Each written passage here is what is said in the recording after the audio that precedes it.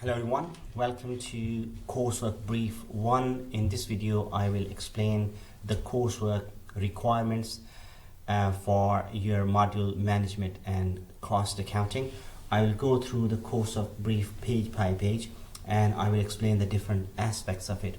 In this video I will also offer advice on how to get started with your coursework, how to do minimum, which will take you through the past, and then how to achieve good marks. So please watch all of this video fully and follow the advice given on regarding your coursework. Your coursework brief is located on Blackboard, and it is in the tab coursework, so that's quite obvious, nobody should miss it. And the first item which you can see is coursework brief. There is a lot of other guidance available which may or may not be directly relevant to your coursework, because I teach quite a few other modules, and then I write and I make videos on to help students to do better in their coursework. So there will be some contradictory or different information in these videos on these articles. In case of any contradiction, you should follow the coursework brief. The coursework brief should be the main point of reference for you, and you should stick to what is asked you to do. So for example, your coursework requires you to calculate OCC, only operating cash cycle, which you will learn in week 1 and week 2, and I will explain this in this video as well. But some of the videos, they talk about profitability analysis or liquidity analysis or efficiency analysis. That is not relevant to you, so you should ignore and pick only what is relevant to your coursework. These videos are good, they offer a lot of guidance, but there is a bit of overlap, or there's a bit of extra information in there which will not be needed. So stick to the coursework brief, that is very important. So that's why all of you should download or click on this and read this brief thoroughly, so you understand what the brief is about. I have so if you click on this, it will open a Word file for you, and that is your coursework brief. The first thing you can see is that the submission deadline is before 2 o'clock on 27th of March 2024, so you should aim to submit before that. However, there is a 48-hour late submission window, when that means you can submit even after 27th of March for another 2 days or 48 hours. Your mark will be late, your submission will be late, but there's no penalty for that. So it's quite a vague thing to do, but it is what it is. That's the university policy, and we will follow that policy. So your ultimate deadline will be 29th of March, basically before 2 o'clock. However, why you should aim for 27th of March is because if you think, the deadline is actually 29th of March, and you delay it and some emergency happens, and believe me, every semester I get these emails, or my laptop broke, or I fell ill and I couldn't submit. And those are the students who delay their submission until the expiry of the late submission window, and something happens. So my advice is stick to the actual deadline, and don't really and leave this 48-hour only for case of emergencies. Like if something happens on 27th of March, then you have another 2 days to work things around. So that's the deadline, 27th of March. You still have whole of February and almost whole of March. So around 2 months you still have to submit your coursework. I will aim to give you your marks back and feedback 26th of April 2024. And I think the topic, the module is management and cost accounting. The element is coursework. The title is working capital management, and assessment weighting. This coursework is 40% of your total module marks if you achieve 100% in this coursework, then you would have secured 40 marks for your module overall. The other 60 marks are for your exam, which will be held in May. The report is 2,000 words. It's not an essay, article, or a journal or research paper. It's a business report, as I will explain later, and it's 2,000 words. So you should try to stick to 2,000 words. If you submit something which is less than 2,000 words, let's say somebody submits a report of 1,800 words, and this happens, students do that. That means you have not fully utilized the word count which you were allowed, and this does not look good. Also, if you it also shows that the research is not deep enough. So try to use all of the word count. Like it doesn't need to be exactly 2,000. Although some students actually brilliantly manage to summarize it and complete it in 2,000 words exactly, but it doesn't need to be that. It could be 1950, 1975, 2010, 2015. A little bit over is fine, but officially there's no plus minus 10%. Okay, so you should not assume that you have 2,200 word count. It's 2,000, and you should try to complete your task within that word count. The learning outcomes, if you go to module handbook, which is available on in the module info section, it gives you a list of learning outcomes, and these two learning outcomes, MO1 and MO7, is linked with your coursework. Other learning outcomes are linked with your exam. So these, the first one requires you to extract and analyze financial data and evaluate the methods of managing working capital within organizations. And the last one, MO7, is write reports in a suitable form for use in business organizations. So these are the learning outcomes which we assess, and for you to pass, you need to display, or you need to show that you can do these two things: write a report and do the financial analysis, locate, extract, and analyze the data, financial data.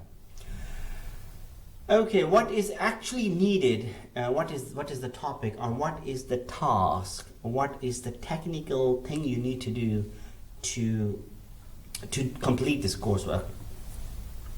So you're looking at the area of working capital management. It's a huge area. People have written loads of books on working capital management, and businesses go bust if they don't manage working capital properly. It's quite an extremely important area when it comes to running a business.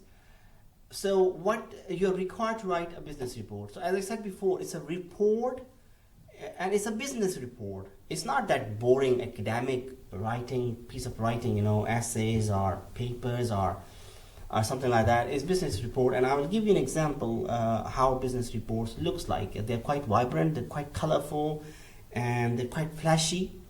So that's what you should learn in this module, how to do something like that. So you're required to write a business report analyzing and discussing the working capital management of 3 businesses listed on the London Stock Exchange from 3 different sectors: retail, service, manufacturing. So it's about working capital management. At the moment it's quite unclear what that means, but something which is clear is it should be about 3 businesses. So businesses mean public limited companies, PLCs, listed on London Stock Exchange. So it must be a UK company from 3 different sectors: retail, service, and manufacturing. There is a video which explains these things and how to locate your companies, and I will refer you to that video. Is actually this video, how to find companies and sectors on London Stock Exchange. So it's only 3 minutes, so that's nothing. So you can watch that to learn how to do that. So that's very specific, 3 businesses: retail, service, and manufacturing. This should be clear. Okay, there should be no doubt in this case. This should be done. Now, this is the technical work bit. This should be achieved by calculating operating cash cycle. Operating cash cycle is an equation which comprises of three ratios. I'll come back to that. Of these businesses, you should evaluate. So these three elements of operating cash cycles are inventory turnover period, receivable payment period, collection period, and payable payment period. So these are the three ratios, and I think you have already covered it in our week 1. We have talked about this, and we'll do a bit more work in week 2 on this topic. So these are the three ratios you will need to calculate for actual businesses, 3 businesses listed on the stock exchange. So that's the technical bit. That's what you need to do. Calculate the ratios and then add them up to get or solve the equation of OCC and get that done. That is 25% of your total work. So if you get all this done properly, presented properly, you will get 25% marks for your coursework. You should evaluate the results by comparing your companies and research the possible reasons for differences, if any. They should be technically, because these are the 3 different sectors, and working capital depends a lot on which sector you are in. And the aim is to give you exposure of different sectors, and then see how things are done differently in different sectors. If you need to demonstrate that you understand working capital requirements in different sectors and the problem which companies may encounter in the management of working capital. Your discussion should make references to the related theories on working capital management and the operating cash cycle. Please note the following points. So this is the bit where students get confused. And what do you mean by reference to the theories? And that means when you are defining working capital, who said that? Like, working capital is the money which is needed to run the business on a daily basis. So there is some author there. When you're talking about receivable days or payable days, you reference it to a book or a journal article, and that's those are the theories.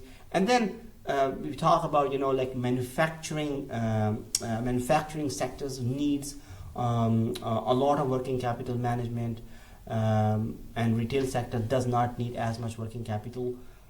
So who said that? What is the evidence there? So these are the theories which we talk about, and that's, you need to refer back to the published stuff on the matter, and that's what the theories are about. The points are important, guys. Okay, many students fail because they ignore these points. The data you use must be taken from the annual reports published by the companies with the balance sheet date of 1st of January 2023 or after. So the balance sheet date means there's a date on top of the columns on the balance sheet, and that is called the balance sheet date. Normally at this stage, most of the company's latest data should be 2023. So something on the top of the balance sheet should say, for example, let's take the example of Tesco. I think their date is 28th of February 2023. That's the latest one. Sainsbury, I think somewhere in March. Rolls-Royce, I think that's 31st of December 2023. So maybe that data is not available. But Superdry, and there are so many companies where you can have access to 2023 data. You can use 2022 data as well. That is fine, but you need to make sure that 2023 data is not published yet. If that is published and you still use 2022 data, you will fail, unfortunately. So you need to be very careful. You have 3 companies. One company has a date of February 2023, the other company has a date of June 2023, and the third company has a date of 31st of December 2022. That's fine. Okay, you're not expected to analyze the companies with exactly the same balance sheet date. No, that's fine. So that is about the data. It must be the latest data, because if you use old data, your report has no value. Things have changed. So that's the point. This is an individual piece of work, so don't collaborate. Okay, your figures. Sometimes students get caught for collusion simply because their figures are exactly the same. Yesterday, I was marking a student's work, and I looked at that student gave like 7 decimal places for their calculation, which is nonsense. And then I went to the next student. I passed that student, by the way, still. And I went to the next student, and that student, although written work was different, but when I looked at the data was exactly the same to the 7th decimal place, and that is a big evidence. So don't collaborate. It's an individual piece of work. When you're writing, don't use the word "we have done that." No, it's you or I. First person is allowed in businesses. First person is allowed in business reports, so that's fine. Try, however, write in third person. That is only one file. Okay, Microsoft Word or PDF must be submitted by merging Microsoft Excel calculations and extracts of the financial statements. MACA may choose to ignore other attachments. We cannot ensure that other formats are compatible with MACA software and cannot guarantee to mark incorrect formats. So how it is done basically that all of your calculations would be done on Excel, Microsoft Excel. It should be done on Microsoft Excel or another spreadsheet software, for example, numbers. And then you write on Word, and sometimes students are too lazy, not bothered, and submit too far. No, these are my calculations, this is my writing, you can read it if you like. If you don't, I don't care. And that shouldn't be the attitude. You should combine those files, and I'll show you, there's a video as well. Here, yes, how to create a chart and table. I think here I have mentioned how to copy and paste Excel to Word, so you can do that. Only one file. So if you submit Excel and Word, we will only read Word, and we will ignore your calculations for Excel, and then you will lose 25% of your marks. Don't do that. Please only submit one file. You will use a lot of primary data from financial statements of your companies. You take the screenshot of those pages and present those pages, only the pages which you have used, and present those pages into your the appendix of your report. Why is that needed? Because we need to confirm you have located and extracted the correct data for your ratios. So we will double check some of your calculations to see if you can do that, and for that we need to have access to that appendix, those financial statements, income statement, balance sheet, in the appendix of your report. So that is also important. You should use competitors or industry data in your analysis. So the more work you put, the more marks you get. You could, for example, if one of your companies is John Lewis, then you can use M&S data. If one of your companies is Next, you could use Superdry data, and vice versa, for example. So this will enhance your analysis. Please read the marking guidelines carefully. They are coming up, and we'll go through those, which gives a good indication of the possible contents and structure of this report. Further information about this assessment is available on the Blackboard site for this module, and includes assessment details, assessment advice, examples of executive summaries, how to write a business report. Where should I start? You should start from week 1, week 2 actually. So the week 2 is the week where you should start, and pick 3 companies from 3 different sectors from the London Stock Exchange as instructed in week 1 and week 2, and then calculate ratios and OCCs after learning how to do it in week 1 and week 2. So these are things which you should do. Highly recommended that you should do this within the first 2 weeks, and you should be done with your calculations, and life will be so easy for you to and to complete this coursework.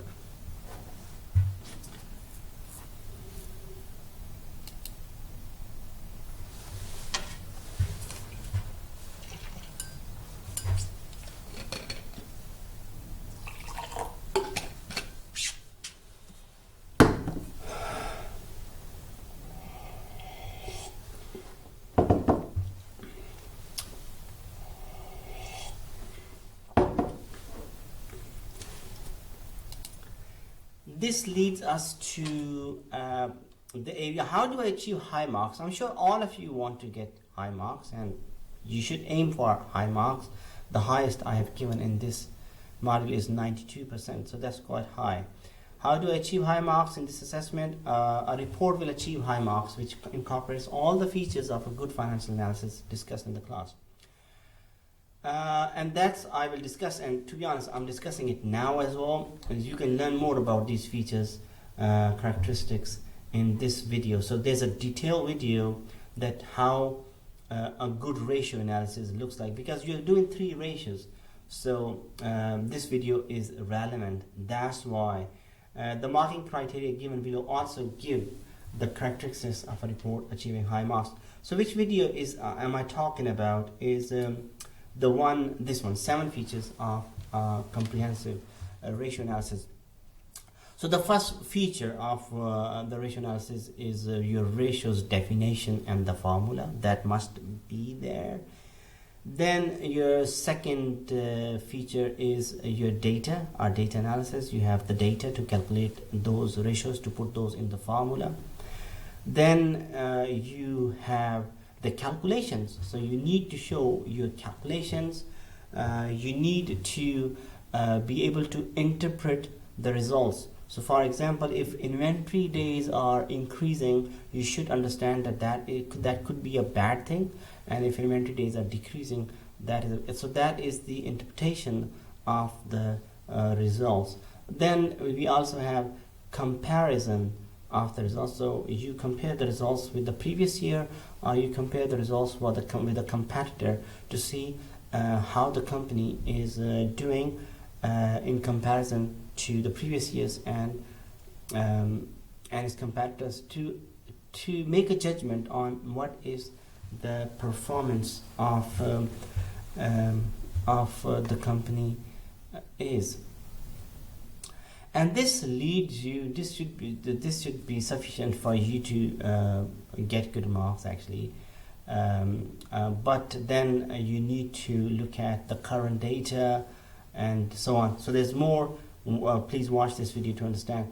Please note that a lot of references made here are for another coursework. So if something feels odd, that means it's not relevant to you. Your focus should be on looking at those 7 features and what that means. And if you incorporate all those features, you would have a really good report. The next section of the brief talks about what do I need to do to pass. So I talked about 7 features. If you do ratios and definitions and formulas, if you have the data, if you calculate the data, show the calculations, if you are able to interpret the results, you should be able to pass, okay, 40%. So that is little work,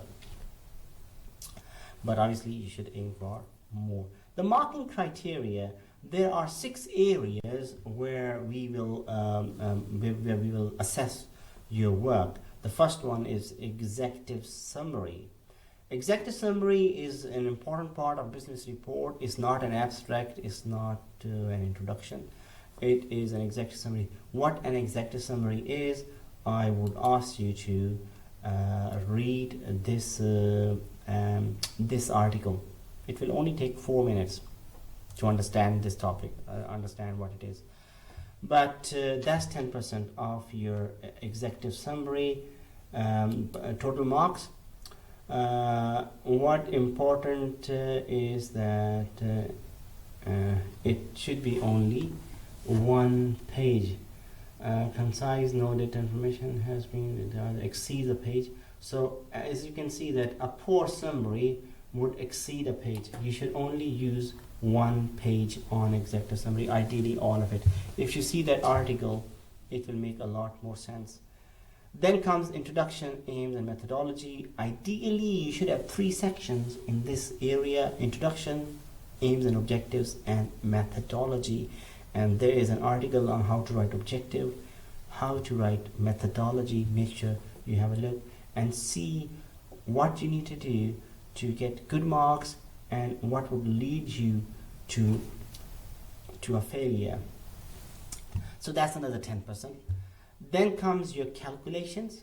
Calculations of 3 ratios and 1 equation, 4 for 3 companies, and data analysis, numerical investigation. So this explains what accurate OCC and useful numerical illustrations are given with supplementary tables and graphs. So tables and graphs are part of your data presentation, data analysis. The calculations given can be verified, but that means I can look at a figure in your ratio, for example, inventory figure, and then I can go in the appendix and see that you have picked the correct inventory figure. That's what means it can be verified. If it cannot be verified, it has no value basically. So make sure that it can be verified. It's important. It's not something small. You will lose half of your marks if you don't do that. Application identification of appropriate numerical techniques used. So make sure you have a look and see what numerical errors and absence of tables and graphs and other visual aids to comprehension. Calculations cannot be verified. So see 40 and 49%. So that could be a bad thing. Make sure you finding, analysis, interpretation of results, and conclusion. So make sure you read that. There are quite a few bits there which you can find, but make sure you interpret the results, make sure you compare the results, and make sure you embed the latest info about the companies and whatever is in the news. You are able to link it with your findings. And then comes presentation. Is important. It should be a business report. If it's an essay, you will lose marks. If it's a journal article, you will lose mark.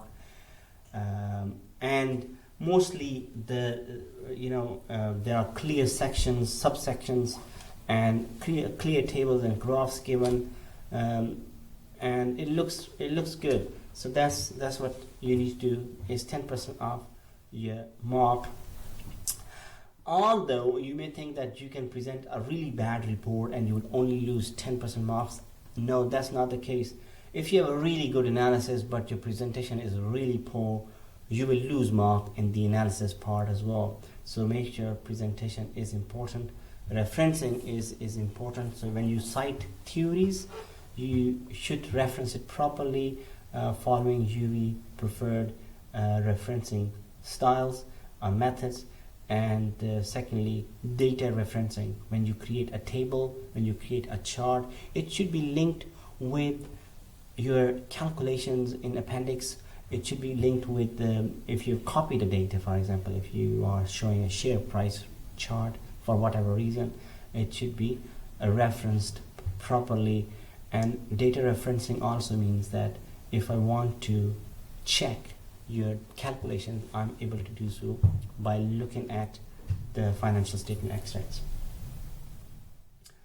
Okie dokie. So how does the learning and teaching week 1 and week 2 is directly linked with what additional resources may help me complete this assessment? To get started, you need to understand what working capital is. And there's an article written by myself, very, very simple, basic, layman term.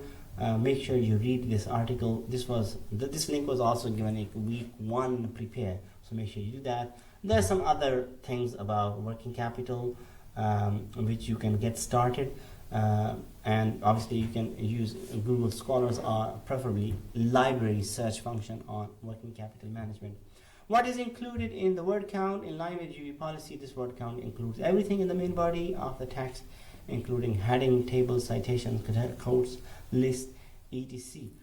with tables and graphs can take up quite a lot of your word count. So there is a clever way to deal with that. Is in this video I have told you how to deal with that and save on word count. Actually, maybe in there is another video which should be here. I'll post that as well, how to finalize ratio analysis, and that talks about that as well. Okie dokie, and the executive summary, table of contents, references, bibliography, footnotes, provided footnotes, they're not included. The executive summary is not part of your word count. I do get this email a lot from students, so no. What do I do if I'm concerned about completing this assessment? You can take 48-hour extra, or if there are issues, then you can also apply for extension. I don't do extensions. You should contact InfoPoint and they will guide you to the right place. And students do get, I think 10 days extension in some circumstances, but I think there are needs to, for example, health reason or something like that, to get an extension. Marks and feedback, there's few things about word count policy. This is quite a, they were called small print, although it's not really small, and plagiarism, things like these. Make sure you read these. I'm sure you're aware of these things, that you're not supposed to plagiarize or collude with others. So guys, this is your assessment brief. It took me exactly, I think, half an hour to explain this. I hope you watch it all the way and you follow the guidance given. So what I hope is that you get started with your coursework now and do at least the calculations.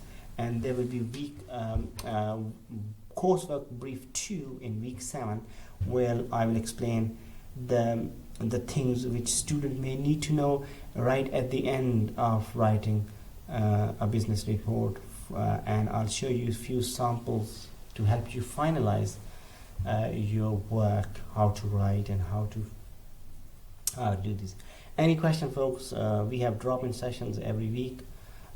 Feel free to ask questions, especially your calculations. What disappoints me a lot is that 1 week before or 2 days before, students are asking me about calculations, and that is extremely disappointing.